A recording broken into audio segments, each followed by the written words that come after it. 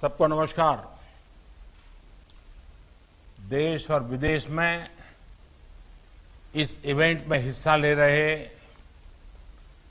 सभी साथियों का बहुत बहुत स्वागत है। इतने चैलेंजिंग टाइम में इस तरह के इवेंट का होना, आप सभी का उसमें शामिल होना अपने आप में एक बहुत बड़ी आशा जगाता है, विश्वास का बहुत बड़ा संदेश लेकर के आता है। भारत कोरोना से लड़ेगा भी और आगे जीतेगा भी, आगे बढ़ेगा भी। भारत इस बड़ी आपदा को आपदा समझ करके रोते बैठने के पक्ष का नहीं है।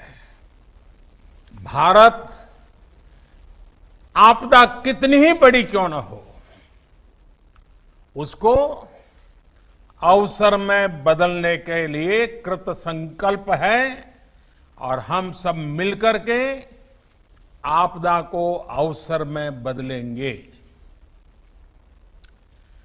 कोरोना के इस संकट ने भारत को आत्मनिर्भर भारत,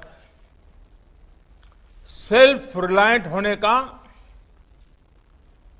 सबक भी दिया है।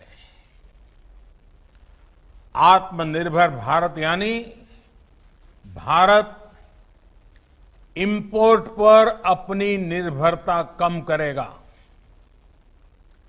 आत्मनिर्भर भारत यानी भारत इंपोर्ट पर खर्च होने वाली लाखों करोड़ों रुपयों की विदेशी मुद्रा बचाएगा और देश के गरीबों के कल्याण के लिए काम में लाएगा। आत्मनिर्भर भारत यानी भारत को इंपोर्ट न करना पड़े, इसके लिए वो अपने ही देश में साधन और संसाधन विकसित करने की दिशा में लगातार प्रयास करेगा, आगे बढ़ेगा। आत्मनिर्भर भारत यानी जिसे आज हम इंपोर्ट करते हैं, कल को, और ये बात मैं बहुत जिम्मेवारी के साथ आप सबके पर भरोसा होने के लिए कह रहा हूं, ये आप पर मेरा जो भरोसा है उसके लिए मैं कह रहा हूं कि आज हम जो इंपोर्ट करते हैं, कल को उसी के सबसे बड़े एक्सपोर्टर बनेंगे। साथियों, इस लक्ष्य को प्राप्त करने के लिए यह बहुत आवश्यक है कि हम एक एक सेक्टर को पकड़कर, एक एक प्रोडक्ट को पकड़कर, एक एक सर्विस का ध्यान करते हुए होलिस्टिक तरीके से काम करें। एक एक क्षेत्र को चुन करके उस क्षेत्र में भारत को आत्मनिर्भर बनाएं। आज का ये इवेंट इसी सोच को साकार करने की दिशा में एक महत्वपूर्ण इनिशिएटिव है, एक मजबूत कदम है। आज एनर्जी सेक्टर में भारत को आत्मनिर्भर बनाने के लिए, सेल्फ रिलायंट बनाने के लिए एक बहुत बड़ा कदम उठाया जा रहा है। ये कार्यक्रम सिर्फ कोल माइनिंग से जुड़े एक सेक्टर से जुड़े रिफॉर्म्स को जमीन पर उतारने का ही है, ऐसा नहीं है, बल्कि ये 130 करोड़ एस्पिरेशंस को रियलाइज करने का कमिटमेंट है। ये हमारे युवा साथियों के लिए रोजगार के लाखों अवसर तैयार करने की शुरुआत है। साथियों, सेल्फ रिलायंस के संकल्प को सिद्ध करने के लिए जब पिछले महीने आत्मनिर्भर भारत अभियान की घोषणा हुई थी, तो कई लोगों को लगता था कि एक प्रकार से एक सामान्य सरकारी प्रक्रिया है। लेकिन महीने भर के भीतर ही हर घोषणा, हर रिफॉर्म्स, चाहे वो एग्रीकल्चर सेक्टर में हो, चाहे एमएसएमई के सेक्टर में हो, या फिर अब कोल और माइनिंग के सेक्टर में हो, हर क्षेत्र में एक साथ अनेक प्रकार के कदम उठाए जा रहे हैं, निर्णय किए जा रहे हैं और निर्णयों को तेजी से जमीन पर उतारने के लिए हर कोई कोशिश कर रहा है। ये दिखाता है कि भारत इस क्राइसिस को अपॉर्चुनिटी में बदलने के लिए कितना गंभीर है, कितना कमिटेड है। आज हम सिर्फ कॉमर्शियल कोल माइनिंग के लिए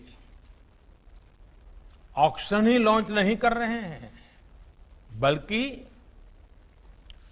कोल सेक्टर को दशकों के लॉकडाउन से भी बाहर निकाल रहे हैं। कोल सेक्टर के लॉकडाउन का क्या प्रभाव रहा है, ये मुझसे भी ज्यादा आप सब लोग बेहतर तरीके से जानते हैं। सोचिए, जो देश कोल रिजर्व के हिसाब से दुनिया का चौथा सबसे बड़ा देश हो, जो दुनिया का दूसरा सबसे बड़ा प्रोड्यूसर हो, वो देश कोल का एक्सपोर्ट नहीं कर रहा है, बल्कि हमारा देश दुनिया का दूसरा सबसे बड़ा कोल इंपोर्टर है, कोल आयात करता है। बड़ा सवाल ये है कि जब हम दुनिया के लार्जेस्ट प्रोड्यूसर हैं, एक प्रकार से लार्जेस्ट प्रोड्यूसर के जो मेन ग्रुप हैं, हम उसमें से एक हैं। अगर ये सच्चाई है तो हम लार्जेस्ट एक्सपोर्टर क्यों नहीं हो सकते? और ये हम सबको अपने आप को पूछना है। और यही सवाल मेरे आप सभी को और करोड़ों भारतीयों के मन में भी हमेशा उठता रहा है। साथियों, हमारे यहां दशकों से यही स्थिति चल रही थी। देश के कोल सेक्टर को कैप्टिव और नॉन कैप्टिव के जाल में उलझाकर रखा गया था। इसको कंपटीशन से बाहर रखा गया था। ट्रांसपेरेंसी की एक बहुत बड़ी समस्या बार बार सामने आई है। ईमानदारी से ऑक्शन को छोड़िए, कोयला खदानों के अलॉटमेंट में बड़े बड़े घोटालों की चर्चा हर किसी ने सुनी है, हर समय हुई है, हर कोने में हुई है। इस वजह से देश के कोल सेक्टर में इन्वेस्टमेंट भी कम होता था और उसकी एफिशिएंसी भी हमेशा सवालों के घेरे में रहती थी।